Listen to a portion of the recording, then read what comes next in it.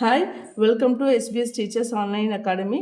நம்ம UGTRB maths எக்ஸாம்லேருந்து கண்டிப்பாக வரக்கூடிய ஒரு சம்மை இன்றைக்கி நம்ம EOQ வித் ஷார்ட்டேஜ் மாடல் ஒரு முக்கியமான சம்மை தான் நம்ம சால்வ் பண்ண போகிறோம். இது ஆப்ரேஷன் ரிசர்ச்சில் இருக்கக்கூடிய இன்வென்ட்ரி மாடல் அப்படின்ற டாப்பிக்லேருந்து வரக்கூடிய ஒரு சம்மை. ஸோ இங்கே நமக்கு சம்மை கொடுத்துருக்காங்க. இந்த சம்மை பார்த்தீங்க அப்படின்னா நம்ம ஃபஸ்ட்டு வந்து இந்த ஃபார்முலாவுக்கு தேவையான வேல்யூஸ் எல்லாம் நம்ம எடுத்து ஃபைண்ட் அவுட் பண்ண தெரியணும். அப்போ தான் நம்ம சம்மை சால்வ் பண்ண தெரியும். ஓகே, இப்போ பாருங்கள். ஃபஸ்ட்டு என்ன கொடுத்துருக்காங்க, the demand for an item is 18,000 unit per இயர்னு கொடுத்துருக்காங்க. ஸோ டிமாண்ட் நம்ம என்ன வச்சுருக்கிறோம், 6 ரேட் ஆஃப் டிமாண்ட்னு வச்சுக்கிறோம். So it is 18,000 per unit. Okay, அடுத்தது த ஹோல்டிங் காஸ்ட் நம்ம என்ன சொல்லலாம், CHன்னு சொல்லலாம் அல்லது C1ன்னு சொல்லலாம், விச் இஸ் ₹1.20 அது எடுத்து எழுதிட்டோம். அடுத்து த காஸ்ட் ஆஃப் ஷார்ட்டேஜ் எவ்வளோ, ₹5.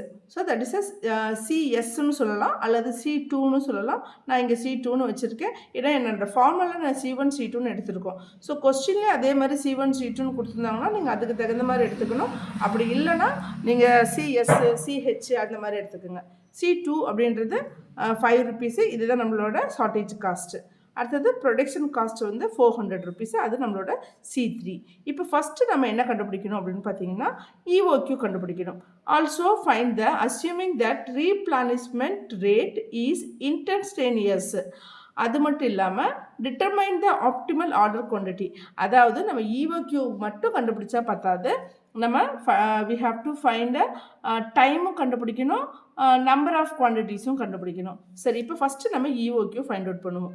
ஸோ நமக்கு என்ன தெரியும், வித் ஷார்ட்டேஜ் மாடலுக்கு EOQ ஃபார்முலா பார்த்தீங்கன்னா Q star is equal to root of 2R C3 by C1 into root of C1 plus C2 by 2. இதுதான் இதனோட ஃபார்முலா.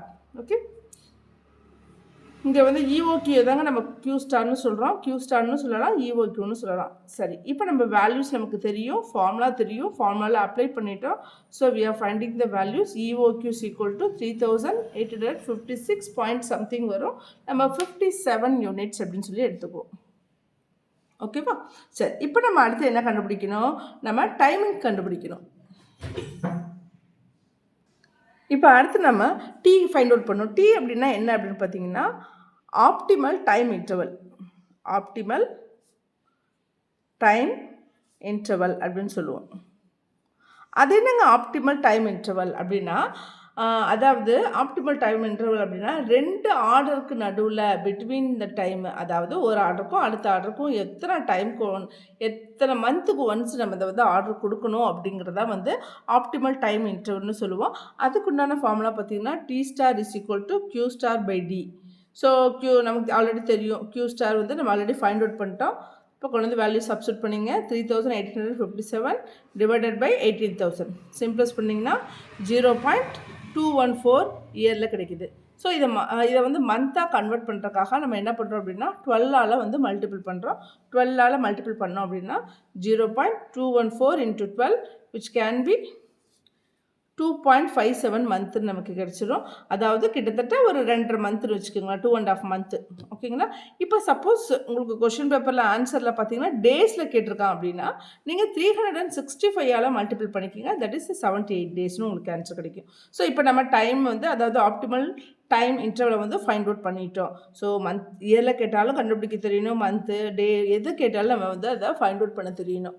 ஸோ ஓகே, இப்போ அடுத்து நம்ம N கண்டுபிடிக்கணும். இங்கே N அப்படின்னா என்ன அப்படின்னு சொல்லி பார்த்தீங்கன்னா optimum number of orders. N அப்படின்னம்னா ஆப்டிமம் நம்பர் ஆஃப் ஆர்டர்ஸ்ன்னு சொல்லலாம். நம்பர் ஆஃப் ஆர்டர்ஸ் அதாவது ஒரு வருஷத்துக்கு எத்தனை தடவை நம்ம ஆர்டர் பண்ண போகிறோம் அப்படின்ற அதுதான் வந்து இந்த ஆப்டிமம் நம்பர் ஆஃப் ஆர்டர்ஸ்ன்னு சொல்லுவாங்க. ஸோ என்னோட ஃபார்முலா என்னென்னு பார்த்தீங்கன்னா D/Q ஸ்டார் அல்லது 1/T ஸ்டார்னு சொல்லிக்கலாம். இங்கே நம்ம ஆப்டிமல் டைம் இன்டர்வல் கண்டுபிடிச்சு இல்லைங்களா, அதை அப்படியே ரெசிப்ரோக்கல் பண்ணணும். ஸோ அப்போ அதனோட ஃபார்முலா நமக்கு தெரியும், D/Q ஸ்டார்னு.